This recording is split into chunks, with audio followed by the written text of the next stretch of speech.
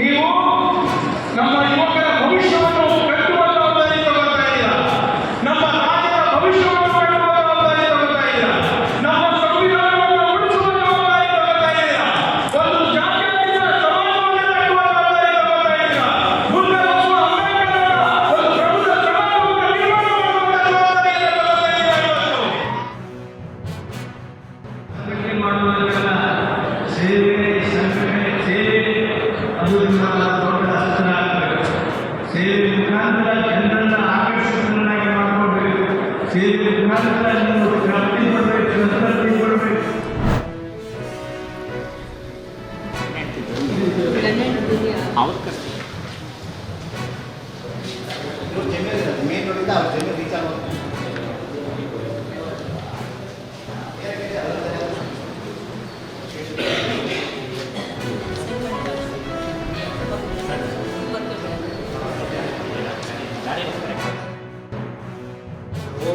ಈ ಥರ ನಮಗೆ ಅವರು ನಮ್ಮ ಸಮ್ಮತಿಯಿಂದ ಅವ್ರು ದುಡ್ಡು ಕೊಡ್ತಾ ಇದ್ದಾರೆ ಅಂತ ನ್ಯಾಯಾಧೀಶರ ಹತ್ರ ಕೇಳ್ಕೊಂಡ್ವಿ. ಅದರಿಂದ ಅವರು ಅದನ್ನು ಒಪ್ಪಿಗೆ ಕೊಟ್ಟು ನಮಗೆ ಅಪ್ಲೋಡ್ ಮಾಡಿಕೊಟ್ಟಿದ್ದಾರೆ, ಒಳ್ಳೇದು ಮಾಡಿಕೊಟ್ಟಿದ್ದಾರೆ. ಈ ಲೋಕ ಅದಾಲತ್ನಲ್ಲಿ ನಾವು ಬಂದು ನ್ಯಾಯಾಧೀಶರ ಹತ್ರ ಕೇಸ್ ಹಾಕಿರೋದ್ರಿಂದ ನಾವು ಪದೇ ಪದೇ ಬಂದು ಕೋರ್ಟ್ಗೆ ಅಲಿಯೋದು ನಮ್ಮ ಕೆಲಸ ಕಾರ್ಯಗಳಲ್ಲಿ ಬಂದು ಕೋರ್ಟ್ಗೆ ಅಲಿಯೋಂಥದ್ದು ಮತ್ತು ನಮ್ಮ ದುಡ್ಡು ಖರ್ಚಾಗೋಂಥದ್ದು ಅದೆಲ್ಲ ತಪ್ಪಿದೆ.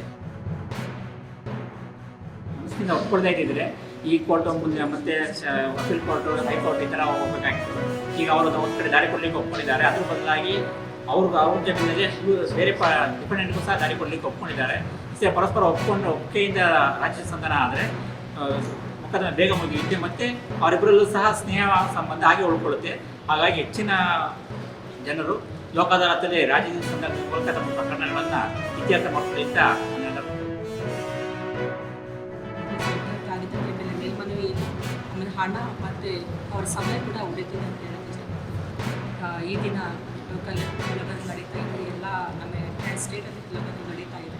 ಈ ಲೋಕದ ಮುಖ್ಯ ಉದ್ದೇಶ ತ್ವರಿತವಾಗಿ ಮತ್ತು ಉಚಿತವಾಗಿ ನಾವಿಲ್ಲಿ ರಾಜ್ಯ ಸಂಧಾನದ ಮೂಲಕ ಕೇಸಲ್ಲಿ ಇತ್ಯರ್ಥ ಮಾಡಿಕೊಂಡಿದ್ದೇವೆ. ಇದರಿಂದಾಗಿ ಯಾವಾಗ ಲೋಕದಲ್ಲಿ ಕೇಸಲ್ಲಿ ಇತ್ಯರ್ಥ ಆಗುತ್ತೆ ಮೇಲ್ಮನವಿ ಇಲ್ಲ, ಆಮೇಲೆ ಹಣ ಮತ್ತು ಅವರ ಸಮಯ ಕೂಡ ಉಳಿತಿದೆ.